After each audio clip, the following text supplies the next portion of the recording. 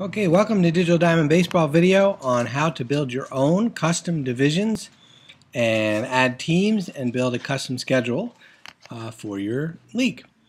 First thing you have to do is create a new library. So I'm going to go to Library, create a new library, and I'm going to just call this Test Library. You can name it whatever you like depending on the library you're going to be building. Once you have your new library, you need to actually create some teams and bring some players over for your teams. I'm going to build a library that consists of the 2011 playoff season, 2011 playoff teams, but you can do whatever you like. I have the 2011 library on my computer that I downloaded from Sports Replays. And what I'm going to do is I'm going to use the library import players from another library menu item. I'm going to choose the 2011 season, which I have on my computer. And this is going to allow me to pick which players I want to import. The Brewers made the playoffs that year, so we're going to go down to Milwaukee, and we're going to highlight every single player on the Brewers team in 2011, and we're going to say OK.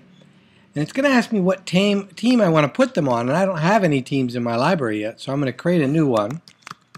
I'm going to call it MIL 2011. And I won't add any of the other items here. You can always go back and add a ballpark or a team logo later. Then I'll select that team and say OK. And sure enough, the import is successful, and my library now contains all of the players that played for Milwaukee in 2011. I'm going to pause the video as I add the remaining playoff teams, and then I'll come back and show you how to build your organization, your leagues and divisions, and then build a schedule. Okay, I finished importing the players for all the teams that played in the playoffs in the postseason for 2011. Now I have to build my organization, and to do that I go to the Organization tab, and I have to start adding the teams to appropriate divisions that I want to have. Now, because I only have the postseason teams, I might choose to arrange my divisions differently than they were in the 2011 season. For example, I might want to have just one division in each league that contains all of the teams from the playoffs. So what I'm going to do is just start deleting divisions until I have one left. Actually, I'll delete them all. And that'll create me just 2 empty leagues. Then I can go and add my division in for each one that I want to have. So what I'll do is I'll create a division here in the National League called the NL Playoff Teams.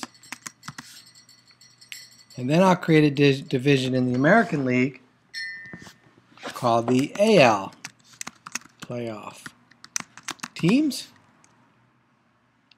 And now I can add my teams to these divisions. And what I'll do is I'll add the National League teams first. I'm holding the Control key down while I click. That allows me to select multiple items. There's my 4 American League or National League teams. And now I'm going to add my 4 American League teams. And there you have it. I have divisions built now in my 2 leagues for my library that I'm building. The last step now is I need a schedule. I can't play any games if I don't have a schedule.